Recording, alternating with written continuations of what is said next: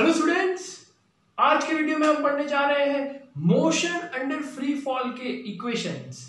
यानी कि कोई भी ऑब्जेक्ट जब फ्री फॉल करता है तो उसमें इक्वेशन ऑफ मोशन में क्या क्या चेंजेस आते हैं। साथ साथ में हम देखेंगे कुछ टेक्निक्स, रूल्स और ट्रिक्स कि ये इक्वेशंस में वो ट्रिक्स और टेक्निक्स हम कैसे लगाएं और क्या क्या रूल्स हमें फॉलो करने हैं न्यूमेरिकल सॉल्व करने के टाइम। और उसी के साथ वीडियो के आगे वाले पार्ट में हम देखेंगे numericals based on this equations. ये इक्वेशंस को आपको कब यूज करना है, कहां पे यूज करना है और कैसे यूज करना है, उसके बारे में हम न्यूमेरिकल्स प्रैक्टिकली करेंगे ताकि आपको पता चल जाए, यहाँ पे सॉल्व करेंगे। इसी के साथ अगर आपने प्रीवियस वीडियोस नहीं देखे तो आप YouTube पे सर्च कर सकते हैं, क्लास 9 जयदीप सिंगड़िया, पूरी की पूरी सीरीज वहां पे ओपन हो जाएगी। और जो टॉपिक में आपके कंसेप्ट क्लियर नहीं है वो वाला वीडियो देखें और आपके कंसेप्ट क्लियर करवाए। चलिए शुरू करते हैं फिर आज का ये अद्भुत लेक्चर। हमें देखना है मोशन अंडर फ्री फॉल, यानी कोई भी ऑब्जेक्ट है वो गिर रहा है without any external force except gravitational force. इसके ऊपर खाली ग्रेविटेशनल फोर्स लग रहा है। यानी कि जब भी कोई ऑब्जेक्ट डाउनवर्ड मोशन करेगा, यानी कि ऊपर से नीचे गिरेगा, तो वाले सिचुएशन में इनिशियल वेलोसिटी 0 हो जाएगी और फाइनल वेलोसिटी इसके पास कुछ ना कुछ होगी। ठीक है, फाइनल वेलोसिटी x, यानी कि उसकी कोई ना कोई वैल्यू होगी जो कि हम कैलकुलेट करेंगे। ये बात ध्यान में रखनी है। इसकी स्पीड जो है, जब वो नीचे गिर रहा है तो स्पीड क्या हो जाएगी, तो आंसर है इंक्रीज हो जाएगी। स्पीड इंक्रीज होती रहेगी क्योंकि ये फ्री फॉल करना है, इसकी स्पीड बढ़ती रहेगी। क्यों बढ़ती रहेगी? क्योंकि देखो वेलोसिटी भी नीचे वाले डायरेक्शन में है और एक्सेलरेशन ड्यू टू ग्रेविटी भी नीचे वाले डायरेक्शन में है, दोनों ही नीचे वाले डायरेक्शन में है। इसीलिए ऑब्जेक्ट की स्पीड क्या होगी, बढ़ेगी, यानी कि इंक्रीज होगी, क्योंकि दोनों ही क्या है, सेम डायरेक्शन में है। इसी के साथ साथ हम दूसरा मोशन देखते हैं। ये सिचुएशन में ऑब्जेक्ट को हमने नीचे से ऊपर फेंका है, फाइन, तो ये हमारा हो जाएगा अपवर्ड मोशन। कौन सा मोशन बच्चों? अपवर्ड। अब अपवर्ड के केस में क्या होगा, अब यहां से हमने कोई भी ऑब्जेक्ट को नीचे से ऊपर फेंका है। अब सोचो ये ऊपर गया क्यों? क्योंकि हमने इसको कोई वेलोसिटी दिया, इसको यहां से हम कोई वेलोसिटी दे रहे हैं तब भी जाके ये ऊपर जा रहा है। इसका मतलब ये हुआ कि इनिशियल वेलोसिटी जो है वो यहाँ पे कुछ ना कुछ होगी x, कुछ ना कुछ हम इसको वेलोसिटी देंगे तब भी तो ये ऊपर जाएगा। जैसे कि ये इसको कुछ वेलोसिटी दिया और ये गया वापस आया, है ना। तो action replay sir, action replay, 3 2 1 okay.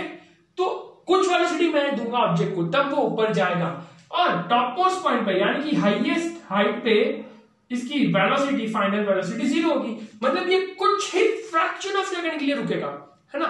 इतना कम टाइम होता है कि हमें लगता ही नहीं कि ऑब्जेक्ट जो है वो रुका, यानी कि बहुत ही कम टाइम के लिए वो वहां पे रुकेगा, फ्रैक्शन ऑफ सेकंड के लिए रुकेगा। ठीक है, यानी कि सेकंड के भी फ्रैक्शन पार्ट में वहां पे रुकेगा और फिर वापस नीचे गिरना क्या कर देगा, शुरू कर देगा, वापस नीचे वाला मोशन उसका शुरू हो जाएगा।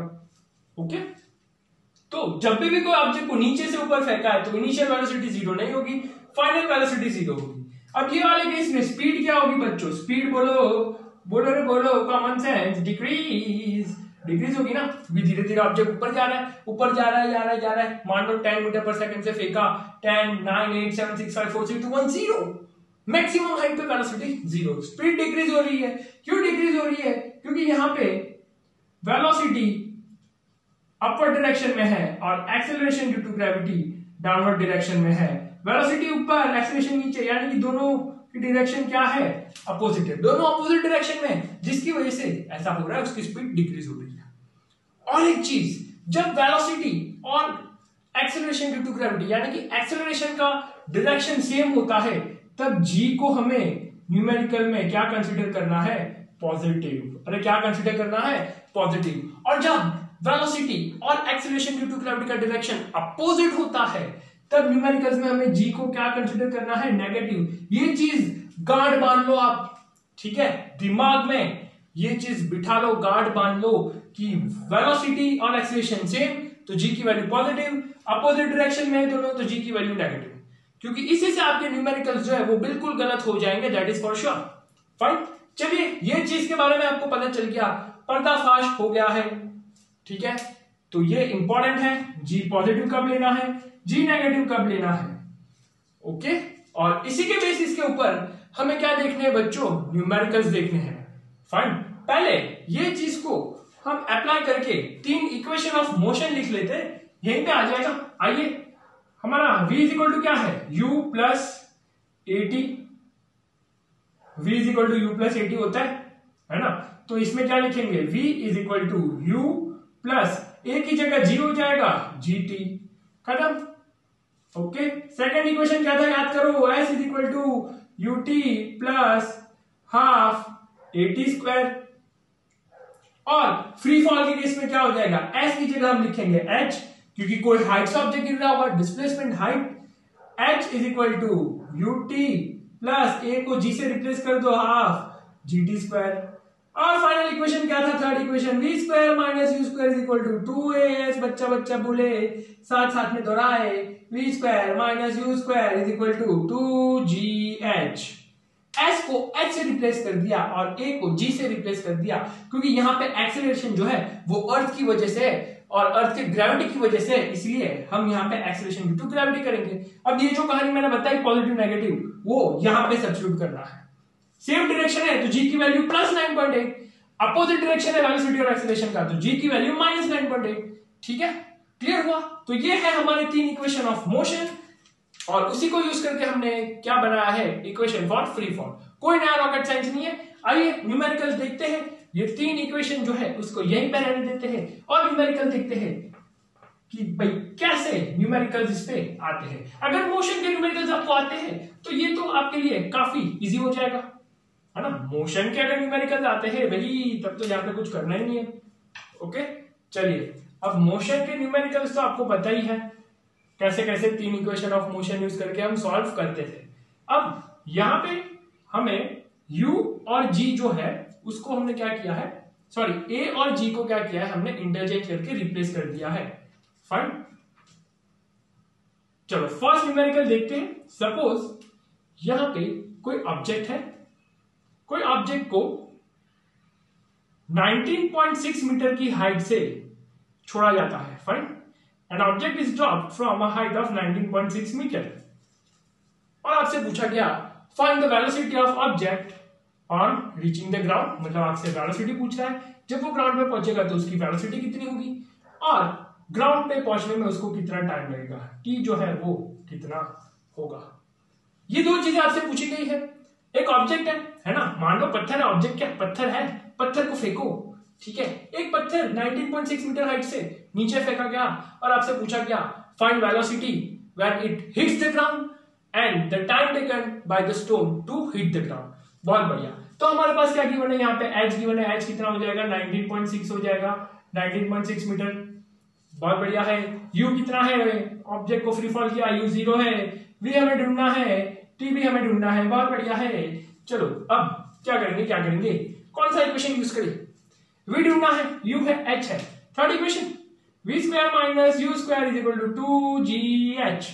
बहुत बढ़िया, u तो 0 है, v square is equal to क्या हो जाएगा 2 इंटू g की वैल्यू 9.8 और ये कितना है भाई 19.6, है ना। अब 9.8 इंटू 2 कितना होता है बच्चों, 19.6 इंटू 19.6, ठीक है। अब v जो है इसका अंडर रूट हो जाएगा, ये और ये हटा दो और नीचे क्या आ जाएगा 100 आ जाएगा, डेसिमल हटा दिया हमने, तो ये 196 का क्या हो गया 14 और 14, ठीक है, अपॉन 100। कोई शक नहीं है, 100 नहीं 10, ठीक है ना। तो v इज इक्वल टू क्या हो गया 14 इंटू 14 अपॉन 10। अरे स्क्वायर रूट आया ना बच्चों, स्क्वायर रूट आया है ना, 196 14 का रूट होता है, ठीक है, मतलब 14 का स्क्वायर 196 होता है ना, तो इसका स्क्वायर रूट आएगा 14। तो हमारा फाइनल आंसर क्या होगा, v इज इक्वल टू कितना मिल गया आपको 19.6 मीटर पर सेकेंड। इसका मतलब जब ये ऑब्जेक्ट ग्राउंड पे हिट करेगा तो कितनी की वेलोसिटी होगी 19.6 मीटर पर सेकेंड की वेलोसिटी से हिट करेगा। दूसरी चीज हमसे पूछ ली भैया टाइम बता तो v is equal to u plus gt। बहुत बढ़िया, v कितना मिला हमें 19.6 मिला is equal to 0 plus 9.8 into t।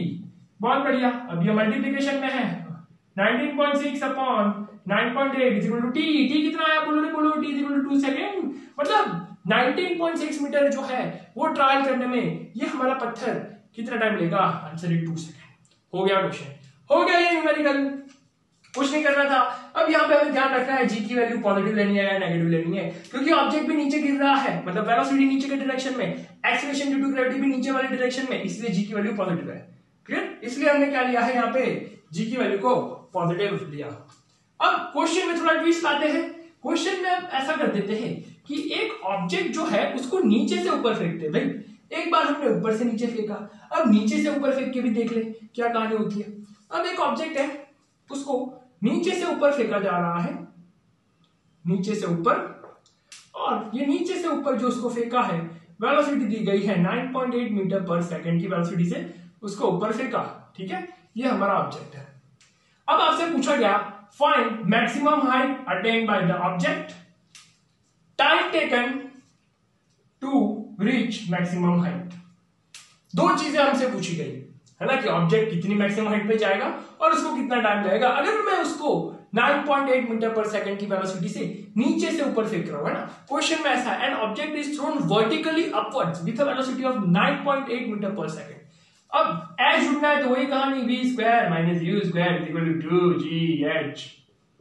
Okay, u क्या हो जाएगा, देखो यहाँ पे v स्क्वायर जो है वो 0, u कितना है भाई 9.8 का square is equal to 2 into, अब यहाँ पे देखो g की वैल्यू प्लस लेंगे या माइनस लेंगे, वेलोसिटी कहाँ है ऊपर की तरफ, वेलोसिटी कहाँ है ऊपर की तरफ, एक्सेलरेशन कहाँ है नीचे की तरफ, तो दोनों का डायरेक्शन अपोजिट है।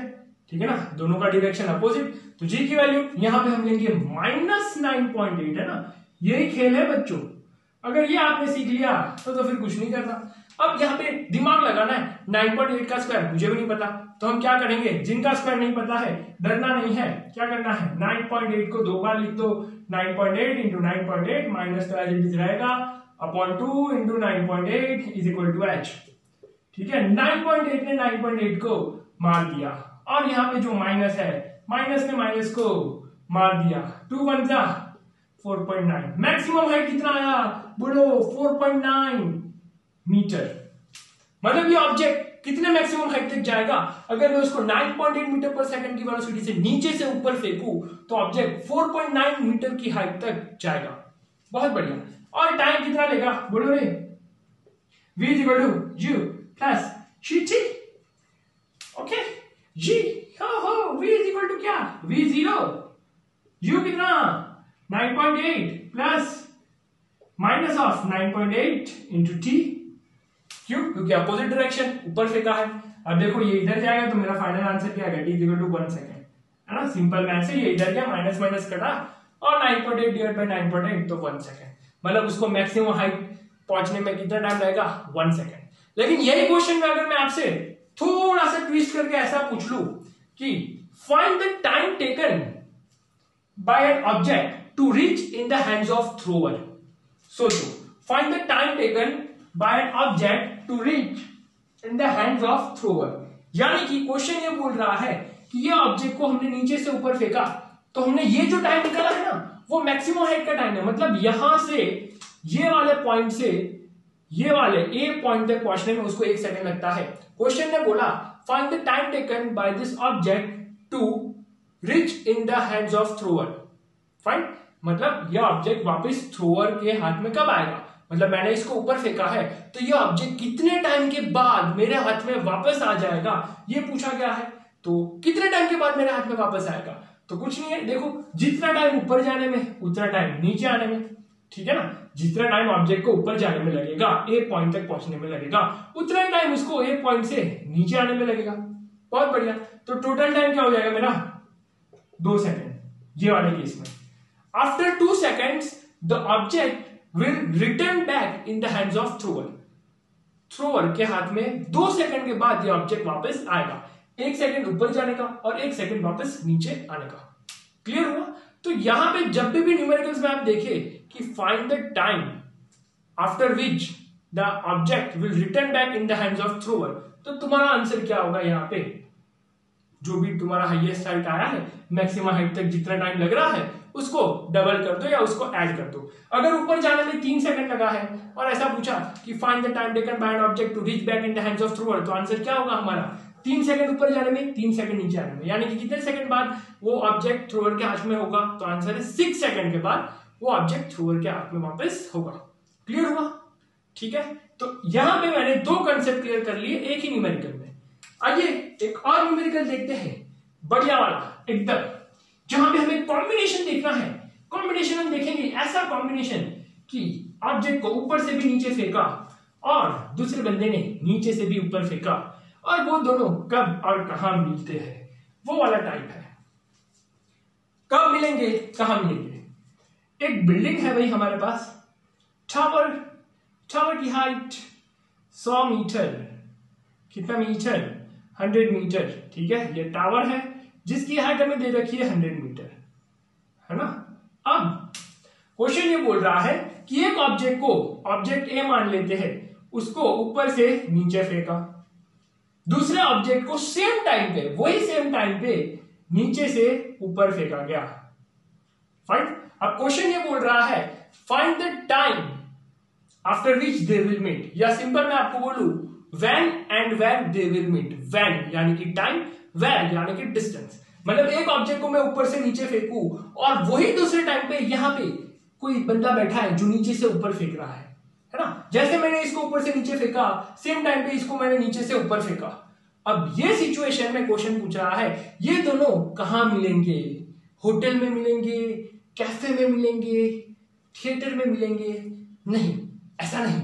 हाँ, ऐसा नहीं सर। कहां मिलेंगे मतलब कितनी हाइट पे मिलेंगे और कितने देर बाद मिलेंगे? तो ये ऑब्जेक्ट को जो फेंका है उसकी वेलोसिटी जो है वो दी हुई है, दैट इज 25 मीटर पर सेकेंड की वेलोसिटी से उसको फेंका गया है। चलिए हमारे लिए यहाँ पे सवाल है हाइट कितनी होगी, मतलब दोनों कितने डिस्टेंस पे मिलेंगे और हमें टाइम ढूंढना है कितने टाइम के बाद। सोचे क्या करें। तो पहला ऑब्जेक्ट के लिए है ना, फॉर ए, ऑब्जेक्ट ए के लिए यूज करेंगे s is equal to u t plus half g t square. अब देखो यहाँ पे ऑब्जेक्ट ऊपर से नीचे गिर रहा है, मतलब वेलोसिटी एक्सीलरेशन सेम डायरेक्शन में है। बहुत बढ़िया, इनिशियल तो 0 है, तो ये क्या हो जाएगा हाफ इंटू 9.8 टी का square that is equal to 4.9 t का स्क्वायर। कोई शक? नो शक, कोई शक वाली बात नहीं है ना यहाँ पे, इतना तो क्लियर है। सेकंड ऑब्जेक्ट के लिए देख लेते हैं फॉर बी। फॉर बी क्या होता है? बी वाले केस में क्या होगा आइए समझते हैं। अब बी वाले केस में ऑब्जेक्ट नीचे से ऊपर जा रहा है ना, तो हम यही इक्वेशन यूज करेंगे s is equal to u t plus half g t square. बहुत बढ़िया। अब नीचे से ऊपर जा रहा है मतलब ये 0 नहीं है, इसका मतलब क्या है 25t प्लस, अब वेलोसिटी ऊपर एक्सीलरेशन नीचे, वेलोसिटी ऊपर एक्सीलरेशन नीचे यानी कि डायरेक्शन अपोजिट, जी को हम माइनस लेंगे तो ये क्या हो जाएगा, मैं सीधा लिख दूं यहाँ पे, है ना, ये माइनस है तो सीधा हो जाएगा -1/2 और ये 9.8 टी का स्क्वायर, तो दैट इज इक्वल टू कितना हो गया 25t माइनस 4.9 टी का स्क्वायर। ठीक है। अब हम यहां पे एज्यूम करते हैं कि वो कहां मिल रहे हैं, है ना। हमें एक एजम्पशन करना पड़ेगा कि भाई कहां मिल रहे हो तुम। हाँ, जैसे कि सर आपने बोला होटल, डाइनिंग रूम, कैफे। हम मान लेते हैं कि दोनों जो है ये वाले पॉइंट पे मिलते हैं। तो नीचे से अगर ये वाला डिस्टेंस x हो गया, यहां से लेके यहां तक x हो गया, ये पॉइंट पे अगर दोनों मिल रहे हैं, नीचे वाला डिस्टेंस x हो गया, पूरा 100 है, तो ये कितना होगा, है ना। इसको c नाम दे देते हैं। ठीक है। ए भी पूरा 100 है, BC x है, तो AC कितना होगा बोलो, 100 माइनस x कितना होगा, 100 माइनस x। ठीक, क्लियर हुआ? ओके। अब देखो ये हमने एजम्पशन माना है, ये s है हमारा और इसको हम s डैश बोल देते हैं, है ना। अब देखो s और s डैश यानी कि टोटल हाइट कितना है 100 मीटर ही रहेगा, तो मेरे according s plus s dash is equal to कितना होना चाहिए, बोलो रे बोलो, 100 होना चाहिए ना। अरे क्योंकि टोटल हाइट तो कितना रहेगा वही रहेगा, यानी कि अगर मैं लिखूं BC प्लस AC तो कितना होगा 100। तो ये वाला केस है हमारा AC वाला केस क्या है S है। ठीक है, यहां पे मैं लिख देता हूं AC, और S डैश वाला केस जो है हम ले लेते हैं BC। ठीक है, तो आप लिख सकते हो AC plus BC is equal to 100। Okay, तो मैं वैल्यू सब्स्टिट्यूट कर रहा हूं 4.9t square plus 25t minus 4.9t square is equal to 100। 4.9t square ने 4.9t स्क्वायर को मार दिया, दोनों ने गला काट दिया, टाइम कितना आया 4 second, 25t is equal to 100, t is equal to 4 second. बहुत बढ़िया। अब यही 4 सेकेंड की वैल्यू जो है आपको दोनों में से कोई भी एक इक्वेशन में सब्स्टिट्यूट करनी है, तो यहां पे मैं सब्स्टिट्यूट करता हूं, ठीक है ना। s is equal to 4.9, time की वैल्यू क्या है 4 है, तो 4 का स्क्वायर क्या हुआ 16, ठीक है। 16 इंटू 4.9 हमें करना है, तो क्या वैल्यू आएगी आइए देख लेते हैं, है ना। 16 इंटू 4.9 16 49, ठीक है। डेसिमल हटा लेते हैं, ये काम कर देते हैं, 5 2 जा 8 2 जा। अब 49 इंटू 8 कर लेते हैं, इजी हो जाएगा, ठीक है ना। 8 9 जा 72। ओहो सर क्या कर दिया, क्या ही कर दिया, वेरी बैड वेरी बैड। 8 9 जा 72, 7 8 4 जा 32, 32 और 7 392, ठीक है। 392 डिवाइड बाय 5 अगर हम करेंगे तो 5 7 जा 35, 4 2 6 जा। ओके, तो अगर इसको हम सॉल्व करेंगे, ठीक है ना, ये देखो 392 आया, 392 को हमें डिवाइड करना है किससे बच्चों 5 से डिवाइड करना है। सिंपल, देखो 392 को किससे डिवाइड करना है 5 से। अगर ऐसे में आपसे नहीं हो रहा है तो कोई बात नहीं, हम कर देते हैं, यहाँ पे आ जाओ प्यारे बच्चों। 392 को 5 से, 5 7 जा 35, 0 4 2, ठीक है ना, 8 जा 42। तो आप मान सकते हो कि S कितना आया मेरा 78 मीटर्स, कितना 78 मीटर्स। और हम एक्यूरेटली इसको सॉल्व करें तो हम देखेंगे ये 78.1 मीटर्स आएगा। फाइन, तो कितना हाइट है, ऊपर से कितना हाइट होगा उसका 78.1 मीटर, और नीचे से कितना होगा, तो आंसर क्या होगा 100 में से उसको क्या कर लेना है हमें माइनस कर लेना है। 100 में से उसको क्या करना है हमें माइनस कर लेना है, तो हमें मिल जाएगा। बताना पड़ेगा ये टॉप से या बॉटम से है न्यूमेरिकल में। फाइन, तो ये अद्भुत न्यूमेरिकल के साथ हमारा ये अद्भुत लेक्चर जो है वो एंड हो रहा है। देखने वाली बात ये है यहाँ पे जो कंसेप्ट आपको ध्यान में रखना है वो है प्लस और माइनस साइन का। जी की वैल्यू लेने में प्लस माइनस में गड़बड़ हो गई तो न्यूमेरिकल आपका गलत होगा, आंसर आपके गलत आएंगे। ओके।